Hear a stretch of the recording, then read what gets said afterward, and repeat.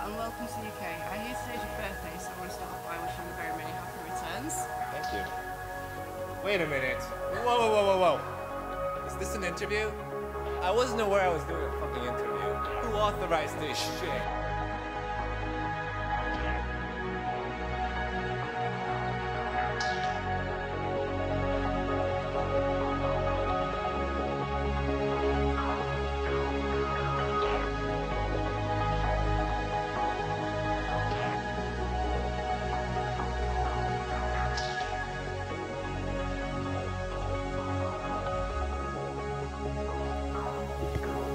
First question?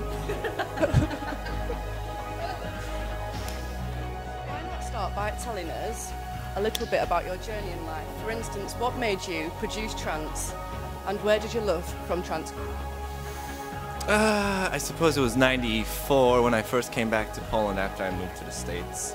Viva was the rage and I would just be glued to that TV station and just watch all the Eurodance blow up, and I fell in love with that, and there was a lot of trancey elements in that, and I felt that I wanted to do that from that day forth.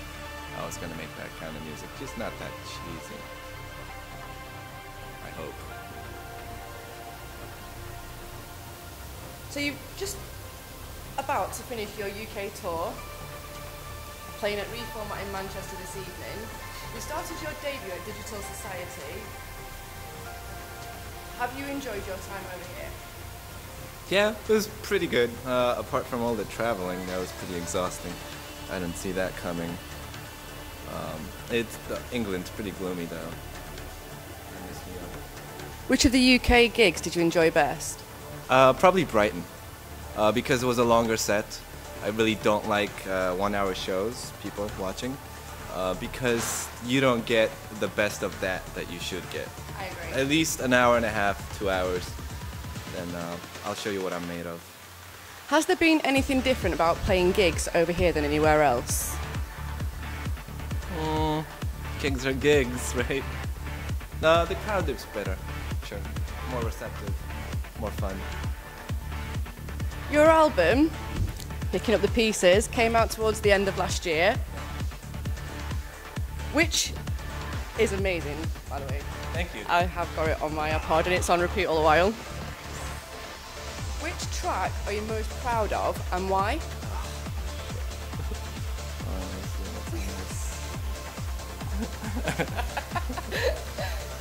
Typical DJ.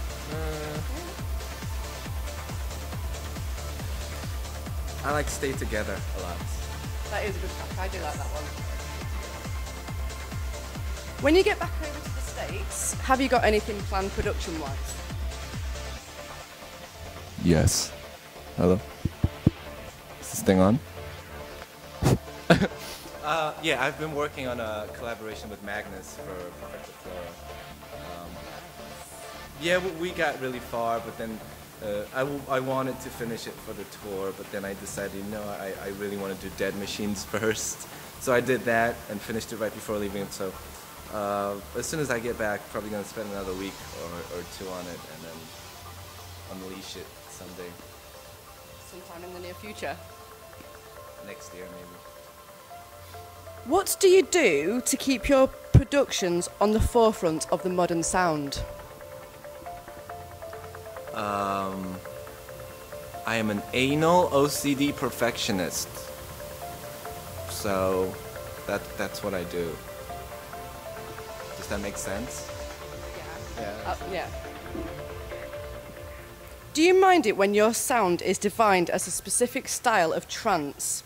And is there a specific style you aim to produce when you sit down to produce a track? Am I labeled as a specific style? Because I don't know. Everybody is these days. I guess trance would be my specific style.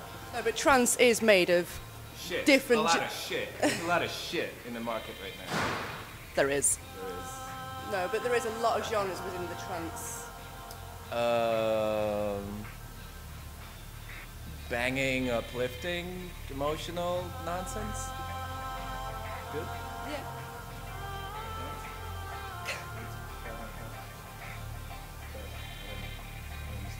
Who are your biggest influencers and legends in the dance scene?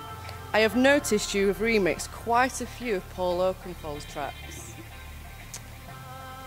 Not by choice. They pointed a gun to my head and said, you know, they'll fuck up my career if I don't do it. So. Seriously? No.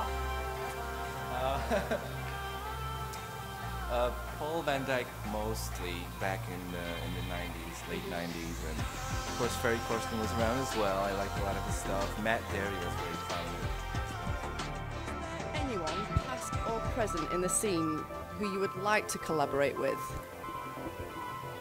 It's hard to say because collaborating is quite the mission for me, given that I'm an anal OCD perfectionist and kind of a control freak. So whenever someone is trying to introduce their ideas and I don't like them, I don't know how to go about telling them they suck, I don't like them, so I'd just rather not have to deal with that and just do it myself. A little bit John Askew of late, he's been doing that, hasn't he?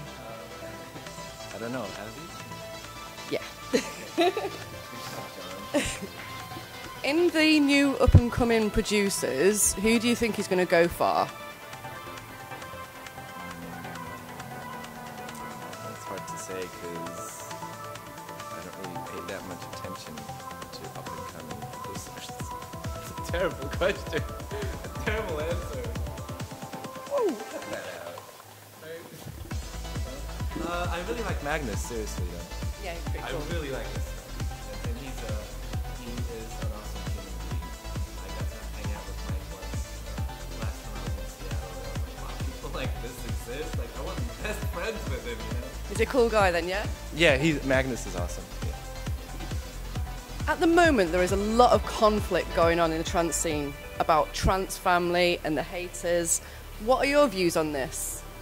I love TPT, Trans Producers Trolls, so I kind of share my views with them. If you don't know who they are, you should follow them on Facebook. This is free publicity for TPT. Well done. And to finish off, can you please give us one random interesting fact about Thomas Datt?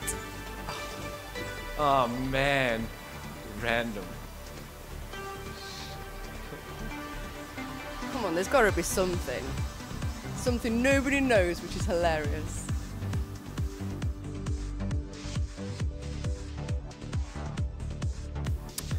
Random.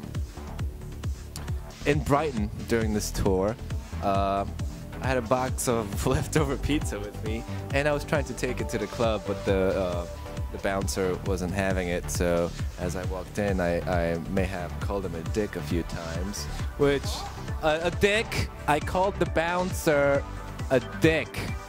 D-I-K. C-K. Balls. And